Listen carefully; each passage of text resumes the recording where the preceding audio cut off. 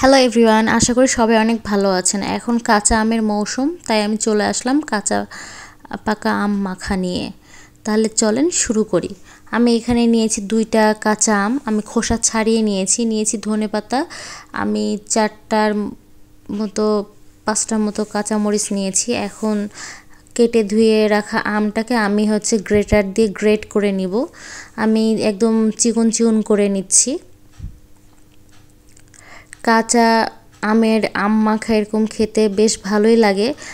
আমার মনে হয় না যে পছন্দ করে না এমন কেউ আছে, খুব কম পরিমাণে আছে।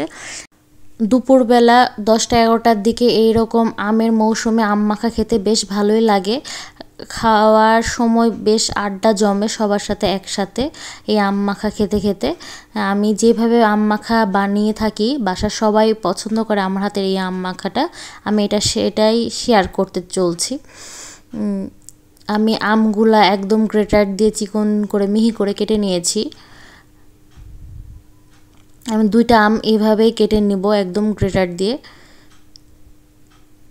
এমনভাবে আম মাখাতে যতটুকু সময় লাগে, খেতে কিন্তু একদমই সময় লাগে না। সবাইকে অল্প অল্প চাটনির মতো করে দিতে দিতেই শেষ হয়ে যায়। আমি এখন ব্লেন্ডারের জার নিয়ে নিয়েছি। এখানে ধনেপাতা কুচি আর 5টা কাঁচামরিচ দিয়ে দিয়েছি, আর কিছু আম দিয়ে দিচ্ছি। কিছু আম কেটে দিয়ে দিয়েছি। আমি গ্রেটার দিয়ে কিছু গ্রেট করেছি, আর কিছুটা এভাবে ব্লেন্ডারে ব্লেন্ড করব। তাহলে যখন মাখাবো তখন এটার কাঁচা আমের ফ্লেভারটা থাকবে। কিছু গ্রেটার দিয়ে গ্রেট করা আর কিছু একদম মিহি, খেতে বেশ মজা লাগে। আমি এখানে এখন সামান্য একটু লবণ দিয়ে দিব। ব্লেন্ড হওয়ার জন্য সামান্য, একদম সামান্য পরিমাণে পানি দিয়ে ঢাকনা দিয়ে ঢেকে দিব। এখন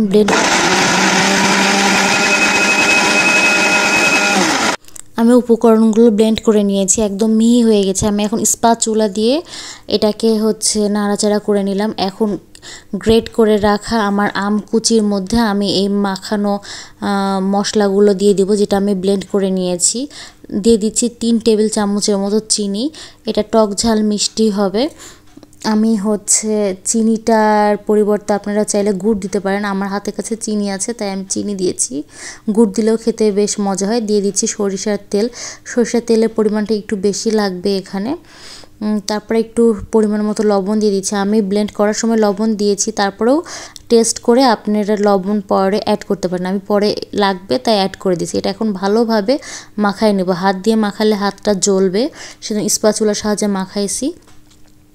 দেখেই পানি চলে আসছে, অনেক মজা হয়েছে। আমাদের বাসার সবাই এইভাবে বানালে সবাই অনেক মজা করে খায়। ধন্যবাদ সবাইকে।